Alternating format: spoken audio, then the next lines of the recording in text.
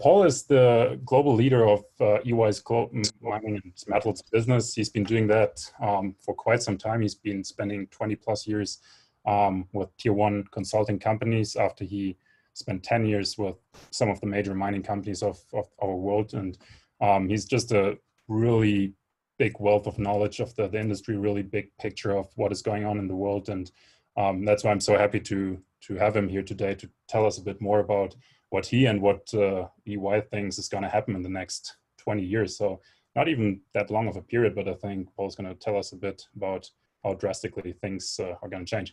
Paul is also a member of the Industry Advisory Council here at Mainz. So great to have him here, and the Bradshaw Research Institute for Mining and Minerals at, I think it's UBC, right? I'm not too familiar with that, but so really involved in other things than just EY, but I think we're gonna hear a lot of interesting things today. So thank you again for joining us today, and thank you, Paul, for being here with us. Looking forward to your talk. Great, thanks, Lucas. Yeah, very happy to be here, and hope everyone's well and coping with lockdown. I was just sort of telling the team we've been relatively lucky in Australia, so. Fingers crossed that some of those parts of our mining world, you know, the situation in Brazil and Peru, just terrible. So we really hope that that things start to improve there. Look, I thought there's a couple of reasons why we picked 2040 in terms of what we're doing, and one reason why I think it would be really relevant for you guys that are on today. So the reason we picked it, there's sort of two reasons.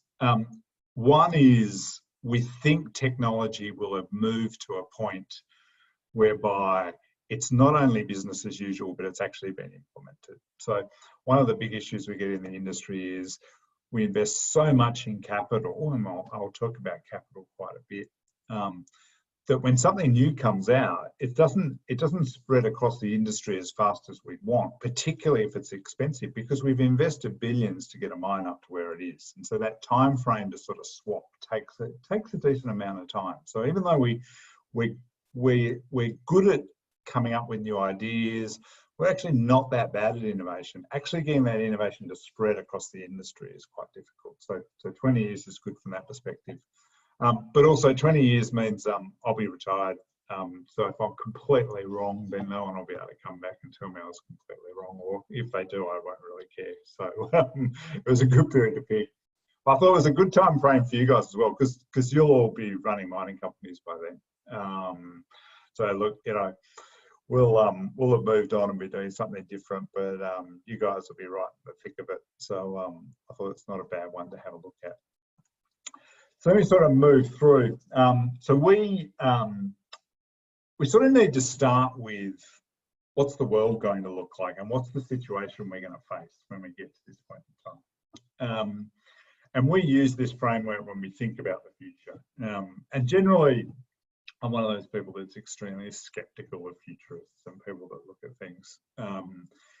So I think you need to take a really open mind. Some of this will happen, some of it we just won't get to. And part of that is because the world might move in completely different directions. There might be a breakthrough that will happen in a year's time that will mean that, you know, direct extraction of material becomes a reality in 10 years rather than 50 years, which I think it'll be, and that this accelerates at such a speed that we just look at something different. But yeah, we generally sort of think, well, you know, what's the world going to look like, and what will happen? And so we generally then classify those into trends that we think are pretty easy to put in a box and to sort of say, look, you know, we think this is what's going to happen here. This one's going to be reasonably simple, easy to predict. You know, it's not likely to be a hugely different scenario, and we'll do those sort of things. And so the ones I put under that category for mining are depleting assets and resources, growth in capital, and digital and technology. So let's just talk through those a little bit. The big one, and the one we always forget, because we always sort of talk about global factors, and you know, the word megatrends in itself sort of suggests you go outside of your industry. But the biggest factor that's hitting us is depleting assets. So, you know, I think of the mines where I started out. I think of Tom Price, I think of some of the big gold mines in Kalgoorlie that I worked on and those sort of things. They've been operating, 50 plus years for Tom Price, hundreds of years for some of those gold mines. They are getting to the point where they're going to close. They're getting to the point where they're becoming extremely complex to operate. They're really deep. The costs are starting to get unrealistic. The head grade's declining really significantly in terms of what's there. And we've had a period where we haven't, where we didn't explore as much as we probably should have. So new deposits that probably could have come on in the last 20 years that'll need to come on in the next 20 mean that we're going to have some really significant changes in terms of what's there. So the current mines that we think of are going to close, and you sort of look around the US, some of those big old mines, Bingham Canyon, those sort of things, they're going to be closed in 50 years. The ore bodies that we mine in the future will be completely different. They're going to be more complex, they're going to be harder to access, and they're going to be dispersed and of shorter life. So, a mine in the future won't be mining a Bingham Canyon or a Gold Strike or something like that. It will be mining smaller deposits that are spread out over a geography. Still good grades. There are still good grades that, we'll have to blend, we'll have to do some different things to get enough product through some of the processing facilities that we've got, but they'll be really different in terms of what's there. And I think that's the factor we often forget about. That's going to be a really big one. The second factor, and one that we also often forget, is capital. And I think it's a really interesting one for, I'm assuming the vast bulk of people on today are engineers. When we think of capital, we think of building things. We think of capital expenditure and what you get for spending that money. When mining companies think of capital at the CEO level, they think of how do we raise money? So how do we fund our growth? How do we fund our innovation? How do we fund our new mines and what we do? And that capital is becoming more and more complex for us to access. Two big reasons for that. Number one is there's a significant proportion of the population that doesn't believe in us, that doesn't realise that mining is actually critical for the energy transition. If we don't mine iron ore and metallurgical coal, we're not going to be able to build the infrastructure to build the solar farms, to build the wind farms that are going to manage the energy transition. We're not going to get the copper that will help us get that power to houses. We're not going to do those things. And so, we've seen a number of pension funds come out and just say they're not going to fund coal at all. They don't distinguish between thermal and met. They just don't understand it. A number of these new projects are going to be in countries that people just do not want to fund. You have a significant number of sovereign wealth funds, of pension funds and those sort of things that just say, we're not investing if your money is going into the DRC. And so those sort of things are going to become more and more interesting. The other big factor the mining industry's got to accept is because prices go up and down in the mining industry, our returns go up and down. So if you look at an industry like pharmaceuticals or technology or even manufacturing, they have a reasonably consistent return to shareholders. So they return, 12 to 15% for manufacturing, plus 15% for pharmaceuticals and tech. When you look at mining over an extended period of time, so if you look at it over the last 10 years, our return is more in the 7 or 8%. And so if investors are sort of sitting there and saying, where do I put my money? They put it where they're going to get the 15%. They don't sit back and say, I'm going to put it into mining. And as our workforce reduces and as people stop investing personally, that's going to get worse and worse because it's professionals that are investing and they're just going to follow the extra money in terms of where they go. So capital becomes really important. And then the third one that I think is inevitable, and it's a really interesting one to call inevitable, but is technology. So if you haven't seen it before, I'd encourage you to have a look at what we call our top 10 risk and opportunity report that we put out every year. Digital's been in the top 3 for the past 3 years. and has been really something that's driven more than half of our work, implementing technology, automation, remote operations, doing the sorts of things that that we didn't dream of 10 years ago. That's now become business as usual already in that short period of time for all operating miners. If you went back even 2 years ago, it was the Barracks, it was the Newmont, it was the big end of town that was doing it. The smaller operators weren't doing it. Now everyone is doing technology, and COVID is just going to accelerate that. People have realised that if they don't invest in technology, if we don't use this as our disruption point, then they're going to fall behind in terms of what they do. So depleting resources, capital and technology are the three that we think are pretty given. They could go either ways, but that's an interesting one. There's then a number of trends that could go a number of ways in terms of what's there. License to operate, ESG, geopolitics, and demand for commodities. And it's an interesting one to say, because I think if you look at those first two in particular, they could go any way, but in reality, they're just probably going to get harder for us. They're going to make mining more complex. They're going to make running one of our operations more complex.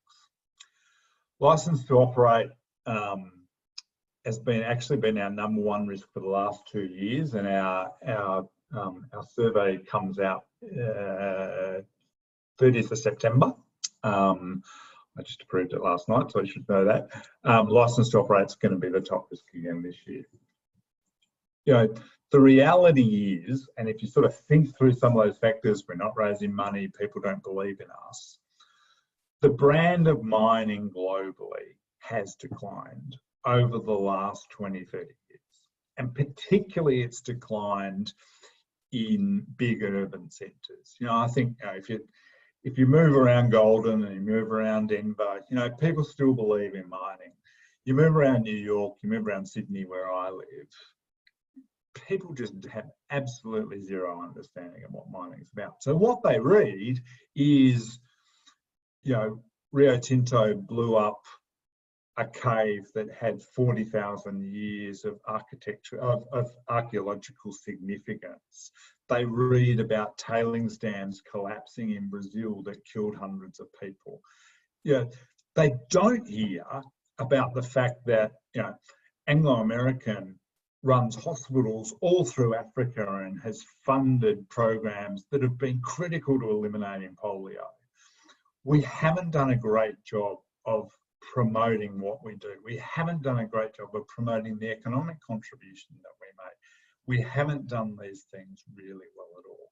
And so communities aren't as supportive as they have been in the past, and obtaining your license to operate has become more and more difficult.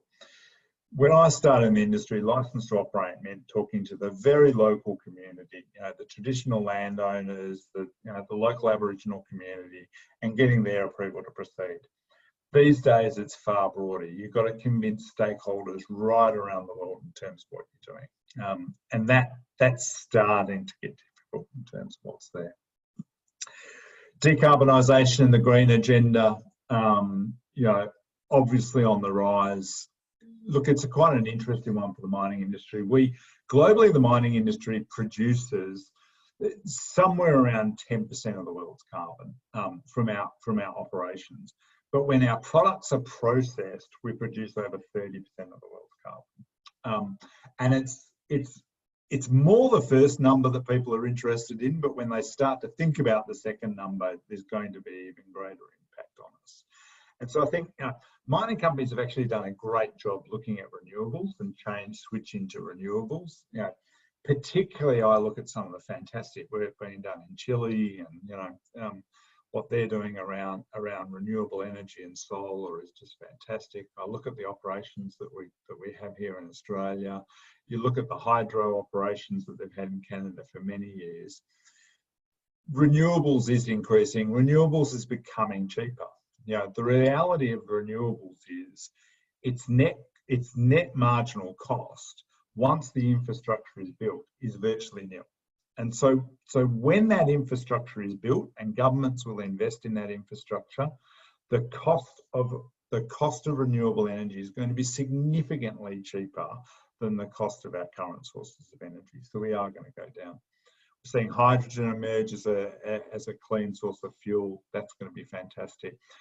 But what we have to realise is this pressure on us from an ESG perspective, from a carbon perspective, is only going to increase, because we're going to have loud voices saying that we're not doing enough. And we've got Climate Week coming up in New York. It'll be another week where we're getting significant focus on extractive industries as a whole and for what we're doing. Geopolitics is an interesting one. I was talking to Lucas and Jamal before. I think we're just going through an really interesting time. The politics in the US is in a big state of flux. Irrespective of the outcome of the election, the focus on the middle parts of the US, rather than elections being driven by New York and California, has really changed the way that both political parties interact with people, and then how both political parties will interact with the globe. And the US's role as a global father, from an economic perspective, from a defence perspective, is really starting to change, and we're seeing that already, and that's having an impact. And at the same time, you're seeing China playing both a soft and a hard role, far more significantly outside of their own borders. They still, are 90% focused internally, but you're seeing the Belt and Road Initiative is a really tangible example of them using soft power. And what's going on in Hong Kong is a real example of how power being used. Brexit is sort of the thing we all think about for the EU at the moment, but actually the big issue is going to be the generational change in politics in Europe. So no matter what happens in their election, we're going to have generational change, and we're going to end up with different sorts of leadership there. The green impact will be significantly stronger. We're going to see something happen differently. And then the last one, I don't know how many of you followed Mountain Pass and just what's been happening with Mountain Pass, but resource security and making sure some of these new minerals that come on are available for the country that owns them is going to become more and more of a focus. So rare earths that have defence applications, lithium for building out battery industries, cobalt, those sort of things. When countries find these resources, they're going to be more inclined to keep them to themselves. And the great success of the mining industry over the last 30, 40 years has been how global it is. Look at Newmont. The last two CEO, the CEO is Australian, the COO is Scottish. Mining is a global industry, and that has been one of the great things that's been fantastic for driving innovation, for driving change, for driving some of the approaches that we've got. They might start to change if we start to get too nationalistic. $27 trillion is the debt that economies have accumulated over COVID. That's going to have to be paid for somewhere. Paying for debt like that increases nationalism. And so, we're going to really start to see this one change and increase. So while I said these could go other ways, I think those three are probably going to go one way. They're probably just going to get tougher in terms of the way we deal with our brand, our license, the way people think about us as an industry is probably just going to get tougher in terms of what's there. The last one I wanted to flag is volatility. So, we think we're heading back into volatility.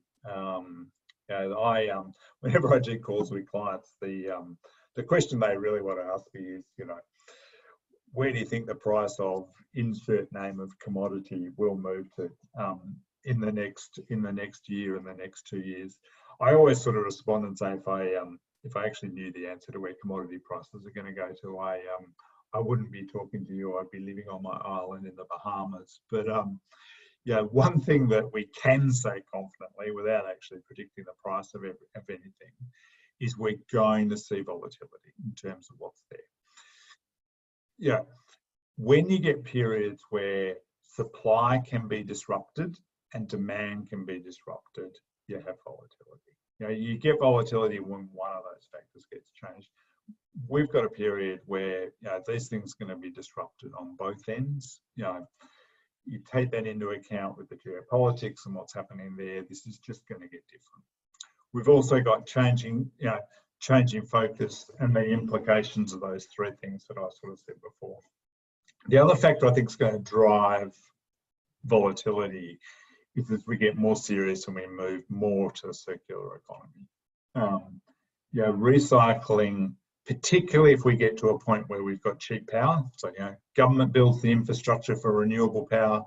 Renewable power gets operated at a marginal cost of virtually nil. Recycling becomes really cheap. Recycling starts to increase. You think of the impact of that on some commodities. You know, if China moved from its current rate of about 3% of recycling to something like the US rate of 30% recycling, 25% of the seaborne iron ore market disappears. Brumadinho changed the seaborne iron ore market by about 7% and doubled the price. Recycling could impact 4 or 5 times that in terms of what's there. So we're going to see volatility. So they're the sort of factors we're taking into account.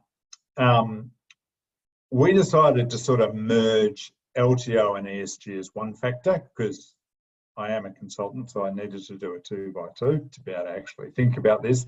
So we merged LTO and ESG into one factor, and we used global growth as the other factor.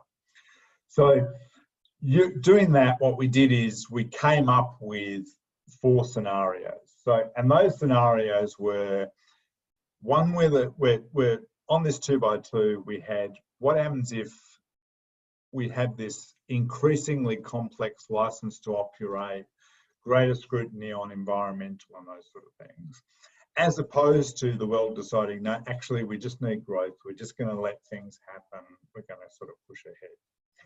And then on the other side, we had slow global growth versus high global growth. And a lot of that is going to depend on how we come out of COVID and how we react to the way things do. If governments choose to tax their way out of the $27 trillion worth of debt, we're going to get slow global growth.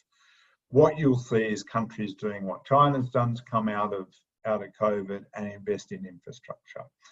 Yeah, and I think, and again, whatever government is in next year in the US historically and certainly since the 20s has invested in productive infrastructure, and that's the way its economy has grown. It's, you know, we think of one new deal, we've essentially had 3 or 4 new deals that have really driven not just US growth, global growth in terms of what's there.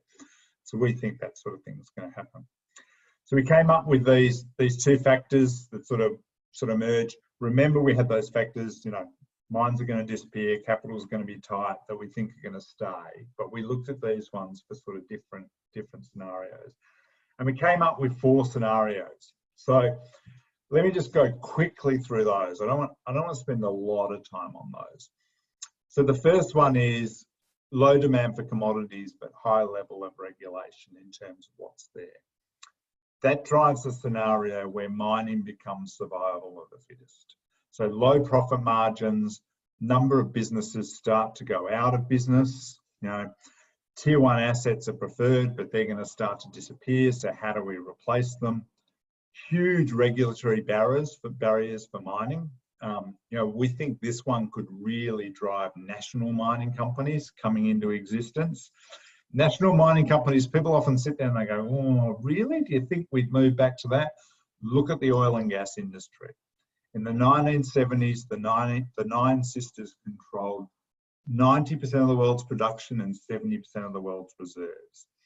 These days, the 9 sisters hold less than 20% of reserves, and their production is at about 25–30%.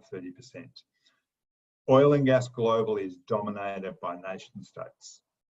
A huge difference. Enabled, yes, in a lot of ways by Schlumberger, Halliburton, Baker Hughes, that we don't have in the mining industry, but big changes in terms of what's there, in terms of the way that we operate. Scenario 2 is new economy, new miners. So, you know, we would get to the point where we would have good growth, strong growth globally. So governments investing in infrastructure, maintaining the price of some of the minerals, looking to invest in terms of what's there. New miners coming in, different ways of doing things, great investment in technology in terms of what's there. And people having to act quite differently in terms of the way they think about their license to operate and they think about the way that the world works. Scenario 3, low demand for commodities, low demand for low level of regulation. We again think we'd have a race to the lowest cost in terms of what's there. You know, no regard for the way things are operated. You would start to see, you know, regulations start to diminish, costs would decrease even further, water tables would get damaged. We would start to see some things that we don't. We haven't spent a lot of time on this scenario because we're actually a bit scared by it. And then 4 is high demand for commodities but low level of regulation. You know, the majors would really profit. They'd be able to operate mines in sort of the new frontier countries. There'd be low levels of regulation. We'd really see a big push in terms of the way that the big global miners operate, further consolidation of the industry and further change in terms of what we're doing. So they're the 4 scenarios, and you know, I could spend an hour on each of those, which I'm obviously not going to do. We think something like scenario 2 is the most likely. So, you know, good economic growth, probably driven by some different factors than what we thought they were even just a couple of years ago. So, you know, really driven by Belt and Road, really driven by investments in infrastructure to pay down some of that debt, but intense public scrutiny, internationally coordinated regulatory environment. You know, I think, you know, we're seeing a lot of that debate at the moment, and that is going to, the rest of this month, that's really going to intensify. So, you know, we've been talking for the last 10 years about the Paris Accord and you know, net reductions in carbon. The pressure to go to net neutral from 2050, that bit of the Paris Accord that no one actually signed, is just going to intensify over the next couple of years. It's going to have a huge impact on an industry that produces 10% of the world's carbon and whose products produce 30-35% of the world's carbon. Massive change in terms of the way that we're doing things. But we think that there'll be a recognition that actually to undertake the energy transformation that's needed, you actually need more iron ore, more metallurgical coal, and more copper.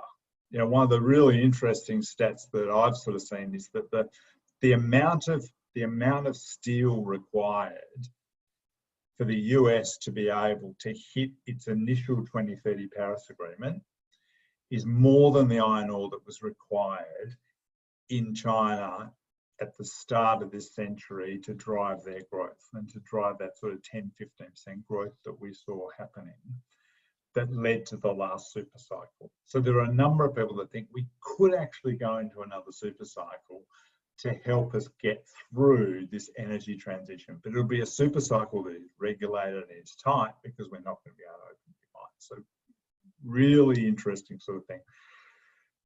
Huge number of stakeholders to manage, and we're not going to be able to do some of the things that we've done in the past.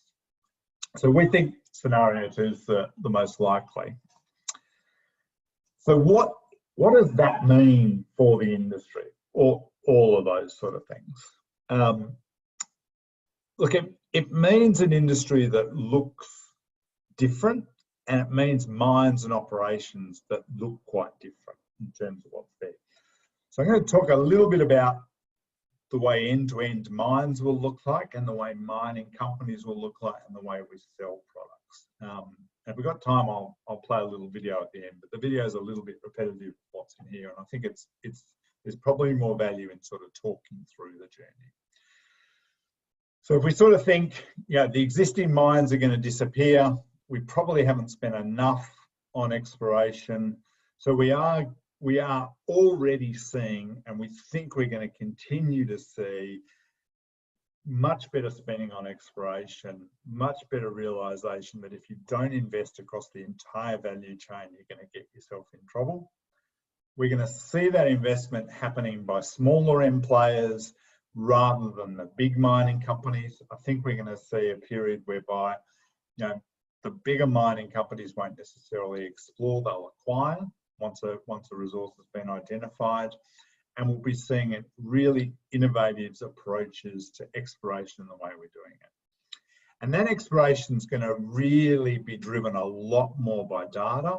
You know, the data that we've got available already today to identify resources, to identify complexities, to identify new bodies that we can mine is incredibly significant. If we can bring a lot of that data together, if we can use big data aspects, so use different things that we wouldn't normally think of from outside of the mining industry, think about different parameters, we're going to start to be able to identify ore bodies in a different way, hopefully cheaper, which will mean that those smaller companies can find things and can drill holes with a much greater level of confidence, and we're going to be able to bring those ore bodies on. I said earlier that, you know, I think we're going to end up with what I've called dispersed ore bodies. So, yeah, the big central continuous ore bodies that we've been mining, you know, gold for the last 150, 200 years, you know, iron ore for the last 50, copper for the last 40. Those sort of ore bodies aren't going to be found again. There's a couple more copper ones that are pretty complex that we know we're going to mine next. But if you think of other industries, they just don't exist in terms of what's there. But high-grade deposits do exist. So if you look at the copper belt through Chile that then runs up through Peru and Ecuador and Colombia, sort of runs basically right up the whole of South America. The big ones we know about already, and the vast majority of them are all being mined or will be mined soon when Quellaveco comes on stream. There are other high-grade ore bodies along that stream, and the same applies around the world in terms of what's there. But these other ore bodies are either in places where there is absolutely zero infrastructure, or they are dispersed. So rather than being a big continuous mine that you could run for 50 years, by dispersed we mean there's little pockets that will only last for a couple of years and could even only last for 6 months, that are spread out across a geography, you know, 20 miles, 100 miles, they're spread out over a diverse area, and the life of mine is going to be extremely short in terms of what you're doing. And we're already seeing that through Africa with a number of the diamond mines. So, you know, the big Kimberley pipes are pretty much gone. And so what we're seeing in diamond mining at the moment is smaller ore bodies that last for 6 months. And because they're spread out, we tend to just take the top of the pipe and we just mine that. And then we move on to the next one. And that idea of moving rather than being fixed is going to become much more prevalent in mining in 20 years' time. If you think of a mine today, you know, think of Goldstrike and the infrastructure and what's there and the way, you know, running 300-ton trucks around a site and those sort of things. You can't do that with a site that's spread out over 100 miles. You have to think differently about the way the operation looks like. And I'll talk about that in a second. License to operate getting tougher might mean a switch to national mining companies, which I talked about before with the oil and gas companies. You know, national mining companies will be able to use legislation to their favour, won't have to think as much about their brand, because their brand won't be what's important in terms of raising capital, because they'll raise capital in different ways. They'll apply their sovereign wealth fund, they'll apply their tax resources to be able to mine. National mining companies tend to operate with a completely different ethos. National companies just do in terms of the way they are. The big change we think that'll drive is mining as a service will start to become a reality. And so what we think we'll end up with is companies like the big global miners might start to offer services in a similar way to the way Schlumberger or Halliburton acts for the oil and gas industry. So rather than owning and mining a resource for themselves, they might offer that as a service, either to a nation state, maybe to joint venture partners. We think we're going to see far more mining from joint ventures. We're going to go back to that sort of period that we used to have. We're going to see mining as a service start to develop. And we think we'll get some new miners come in when that starts to happen. If you think mining as a service, what about a business that's, a mixture of Caterpillar to provide the equipment, ABB, and it's perhaps a big engineering company to build the processing plant, and Mitsubishi to sell and to trade the thing. Them coming together to offer mining as a service is quite a different approach to the way that we've done things in the past. We think we're going to see alternative sources of capital start to emerge. We're already seeing PE having a huge impact on the industry. I think particularly in the US, you'll see a lot of turnover in the ownership of coal assets coming through in the moment. Pension funds don't want to invest in those, but you will have private individuals who are willing to take that risk, who are willing to put in, who are willing to say, yeah, look, I'm willing to look at mining as something quite different. We've seen big investments from Warren Buffett recently. People are starting to realise that maybe there is something different here. And alternative sources of capital will start to become more and more prevalent as we go through. That desire for quarterly results, but always being able to grow might change, and we'll do something different. And then if we talk a little bit about the carbon situation, we're going to move to automated and electrified equipment. And when I initially sort of did this, it was pre-COVID. COVID is going to drive automation at a huge scale. So it's going to drive automation of equipment. So, automated trucks, we're now seeing automated trains, processing plants, and we're starting to become more and more automated. If you can run an offshore oil rig with 4 or 5 people, could you run a processing plant with 4 or 5 people in terms of what's there? Automation is just going to keep going further and further. And electrification is the other thing that's going to happen to that equipment. We've all started to realise the health implications of diesel particulate and those sort of things. And electrified equipment or hydrogen equipment is going to get rid of that. There's a couple of factors that are going to accelerate that. So, the cheaper low carbon energy is one of the key ones. As I said, you can't sort of underestimate what free power will do to operations. You just need to look at the way some of those operations with the hydropower in Canada operate to realise how different the economics of a mine will be when there's cheaper energy.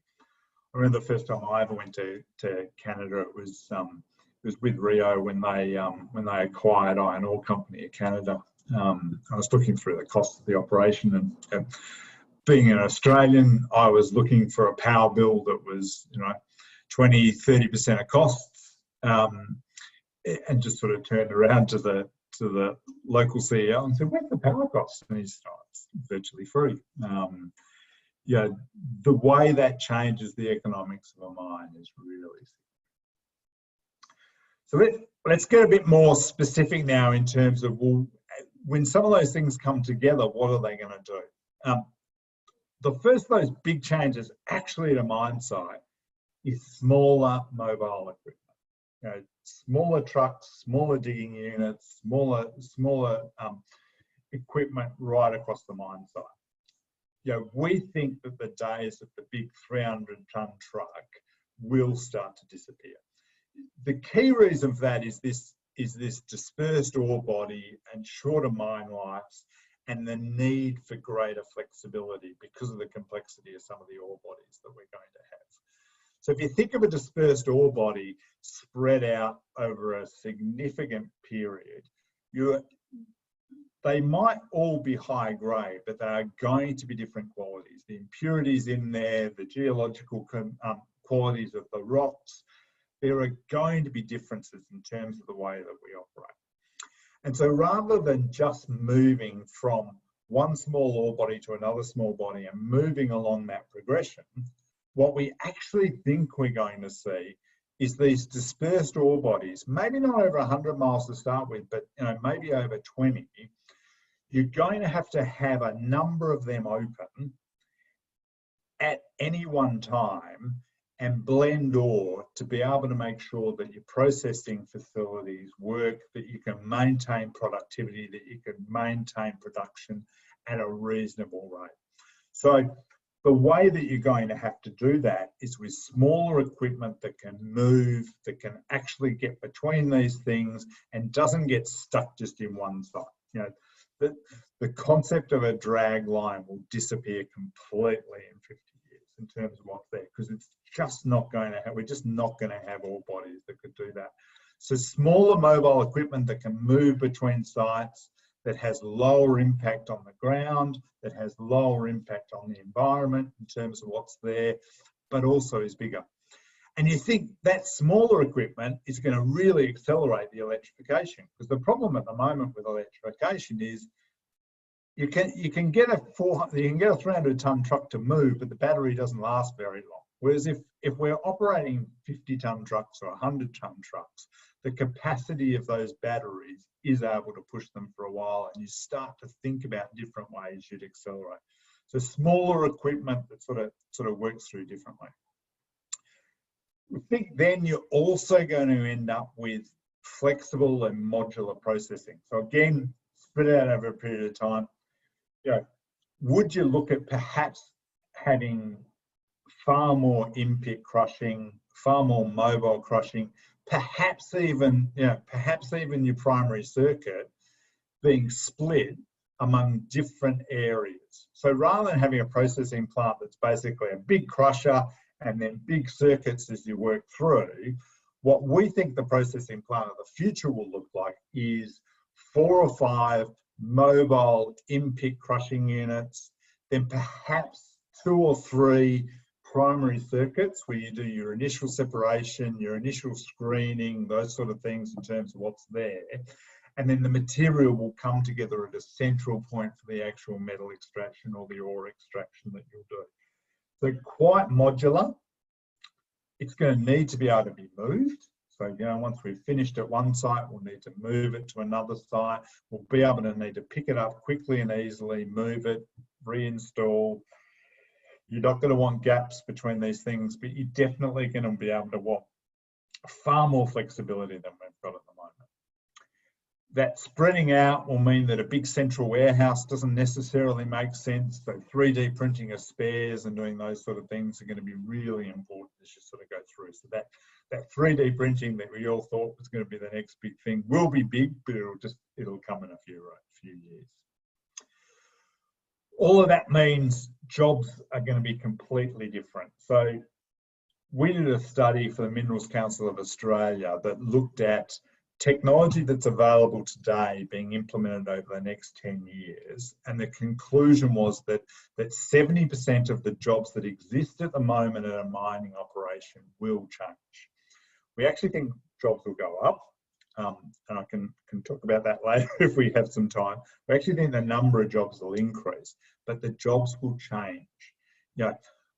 Remote operation centres, integrated operation centres, people not having to be at site, people not necessarily doing a job where they're driving a truck on site. Things are going to look different. The increasing number of roles that are around data analysis, the increasing number of roles that are going to come from other science disciplines, from human disciplines in terms of what's there, we're really going to see some difference in terms of what's there. Low environmental impact, this smaller equipment, mobile processing, we get in enough trouble for disturbing a site and then trying to work out how we're going to close the site when we've got one site. Imagine when a mine site's spread over hundreds of miles and we're impacting communities and we've got roads running through communities and doing different sort of things. We're going to have low environmental impact or we won't be able to keep operating. We think we're going to have that low environmental impact is also going to mean that we're going to get a premium for high quality bulk products. So, you know, a lot of people have called the end of coal.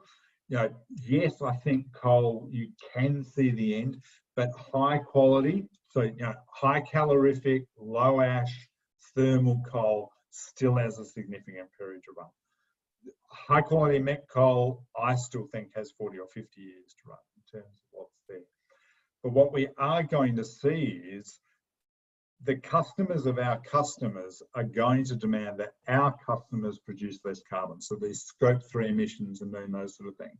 And the best way for them to reduce their carbon emissions is for them to use higher grade products in terms of what they do. So we're going to continue to see a premium for higher quality products in terms of what we do.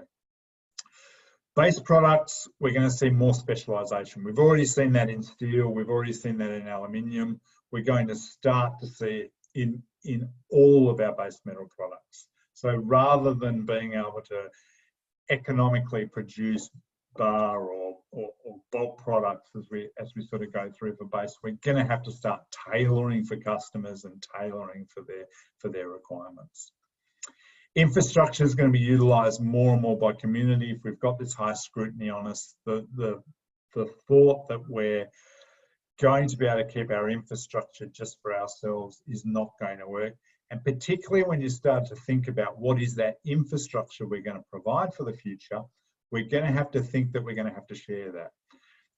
The best example I have of that is Wi-Fi. You know, if you think through the mine of the future, Wi-Fi is going to be one of the critical infrastructure things that we're going to require to enable that mine to work. You know, all these automated electric trucks running around, a remote operation site running the thing, you're going to need an extremely reliable, high quality Wi-Fi network to be able to do that. The communities around there are going to want to share that. You know, they're going to insist that they do that. And one of the ways we're going to maintain our relationships with our communities is by sharing that Wi-Fi and sharing that infrastructure to enable education, to enable further jobs, to change the way we do things. And then the last point I wanted to make was on trading and volatility. I sort of touched on that as one of the issues. You know, trading is going to become more and more dominated by artificial intelligence. You know, if you sort of think of trading for the last 20 years, and trading's had a pretty massive impact on mining for 50 years, we've sort of really had two groups. We've had the big Japanese trading houses, so the Mitsubishis, the Mitsuis, those sort of people that were very strong pre-China. What we've then had is the big commodity traders come in, so, you know, your Glencores and the, you know, those sort of people in terms of driving change in the industry. Trading won't go away, but trading will change. So trading in the past has been dominated by smart people who know the industry and who know what they're doing. The next generation of traders are going to be data scientists who use AI and are able to do things. The problem with that is, when it's smart people doing it, they interpret differently. When AI interprets in the same way. And so we think eventually that will smooth out volatility, which at one level will be great for the industry. But what it's going to mean is when there's a disruption event that we didn't see coming, volatility is going to be huge. So think of something like a COVID event that couldn't be anticipated happening when AI is running trading. This event occurs that changes supply, changes demand. We're going to have huge spikes and huge changes in prices. So while volatility will disappear, we'll have far more that will sort of go through in terms of what we're doing. I've talked a lot. That is the end of the presentation. I've got a little video I can play, but perhaps might sort of see if there's a couple of questions, because there might be more value in that, and then we can sort of play the video as we wrap up if people want to stay on.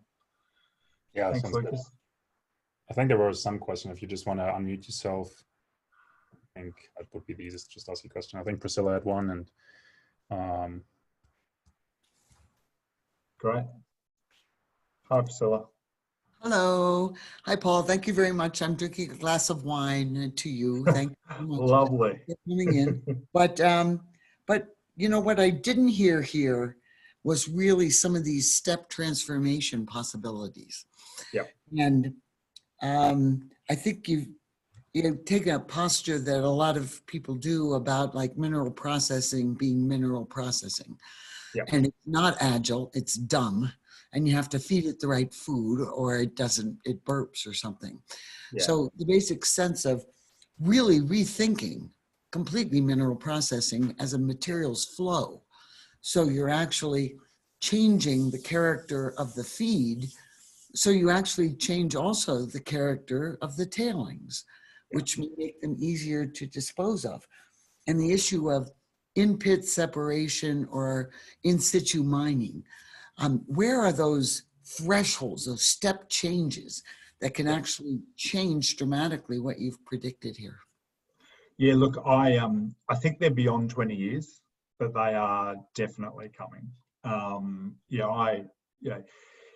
In situ extraction is the future. I think there's no one doubts that, and you're exactly right.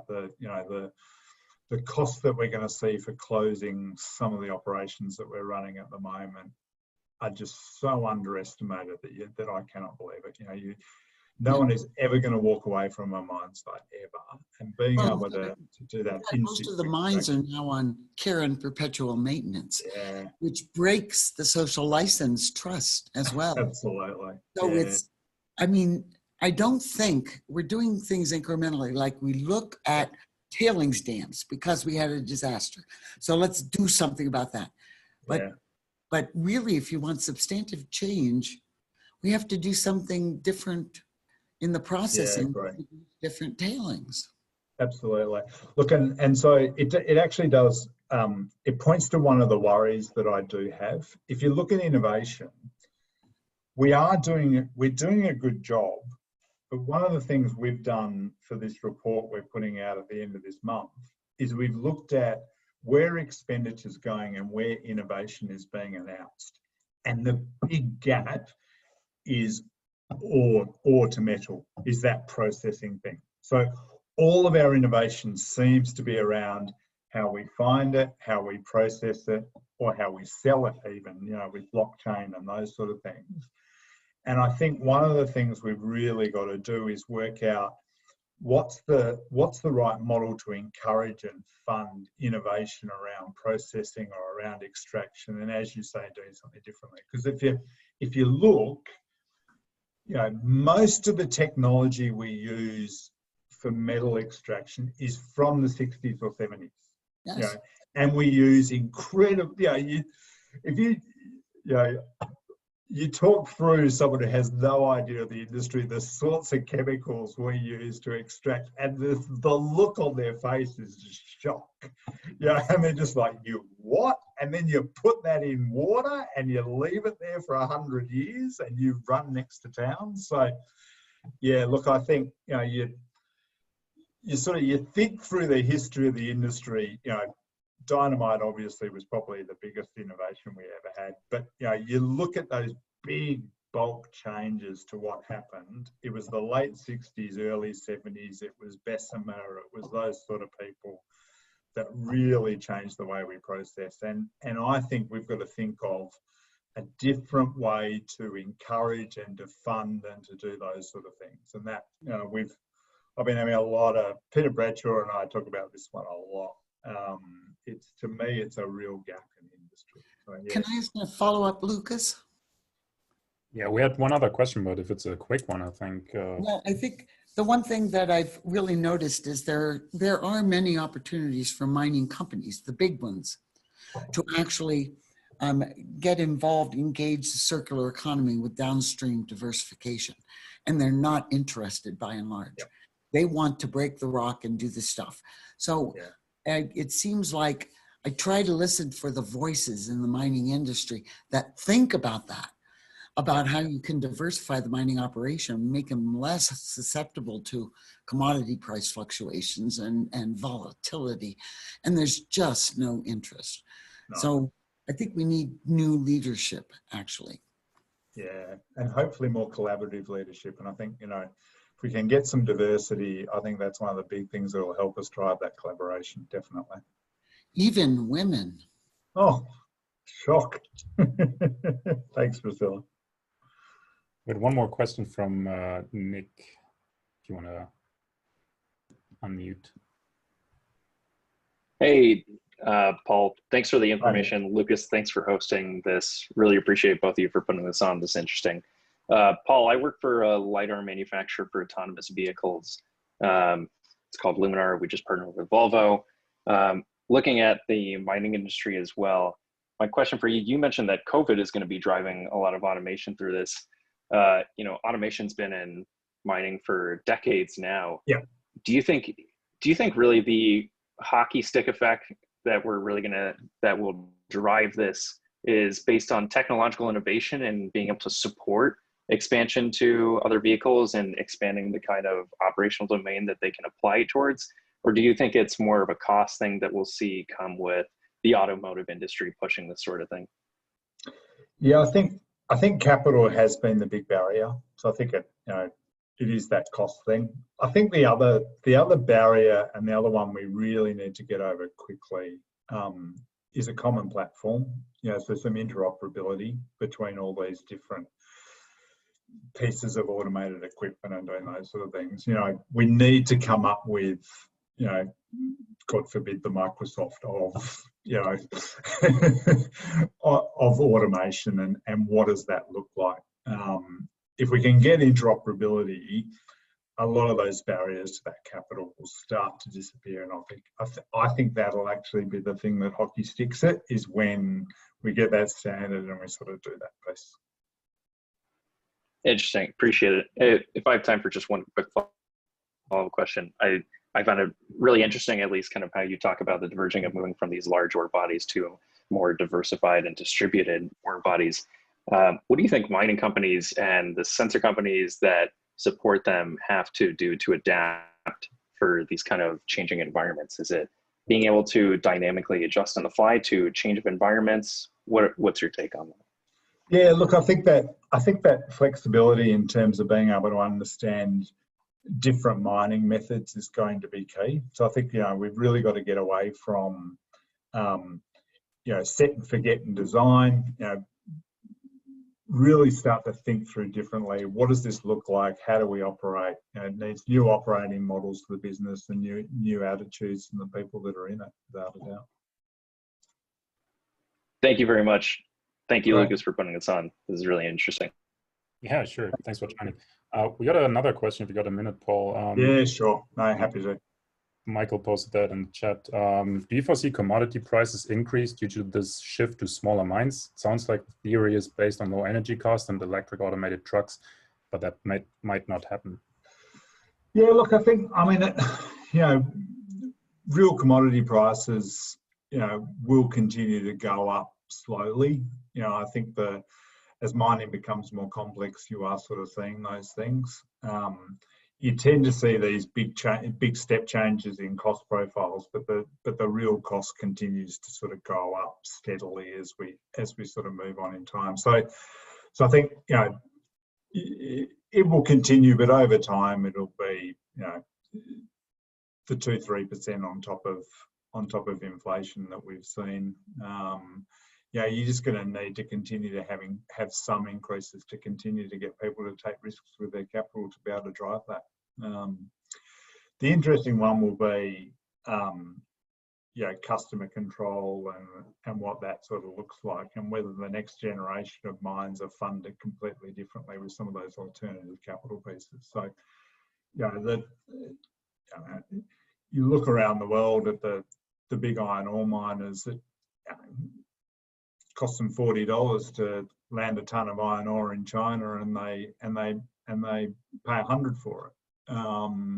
You know, at some stage, the Chinese government's going to turn around and say, you know, is this really the way we want to do these things, or do we want to do something different? So when you've got that change in economic power and balance of power globally, I think, you know, that's probably the big risk to commodity prices, and then recycling with sort of circular economy is the other big one. Yeah, as I said, yeah, the US recycles about 30% of its metals. China is less than 5%. You know, they will catch up. You sort of think of how much infrastructure got built in the late 90s, early 2000s. That infrastructure won't be infrastructure that lasts the way that it has in the US. It'll get recycled much more quickly, and when power's cheap, that's going to change things. Thank you. Great. Lucas, I have one question. Paul, out of 11 mining schools in US, next 20 years, how many do you think we'll have? Good question. Oh, I hope we have more, but I do worry. I do worry. Look, I'm really encouraged by the way the mining schools are getting more flexible and doing, you know, linking more with science departments and those sort of things. I think, you know, we need to see even more flexibility where, you know, linking more with humanities and those sort of things. Look, I'd like to think that, you know, we become part of the energy transition and it becomes a really attractive option for students. But, you know, we need to do a lot more to improve our brand before we can get to that. You know, we did a survey here in Australia, and the mining industry rated lower than the tobacco industry. You know, we've got to really do something to fix that, to attract kids to this industry, because the minerals needed for energy transition, if people just understood that story, I think we would get young people more interested and we could have more mining schools. But yeah, I do worry a little bit about what it's going to look like. We're hanging on with 3 in Australia, doing a good job. So, you know, I do worry. Yeah, I was just talking to some of the SME MEC guys here that basically do a lot of this outreach at schools, and I've been involved in that in the last couple of years. And it's just amazing if you're visiting high schools and you present mining as a career option and what answers you hear. I was there with a friend and they were like, "Oh, you like the 7 dwarf?" And Yeah. like getting all like so much misconception and not even that sometimes it's just not purely, like you said, no knowledge about mining at all. Like people just don't. Absolutely. All right, great. Cool. Thanks everyone. Hope that was valuable, and really looking forward to getting over there and seeing everyone again and being on campus. So thanks for organising, Lucas. Yeah, thank you so much, Paul, for joining, and everyone else for coming in.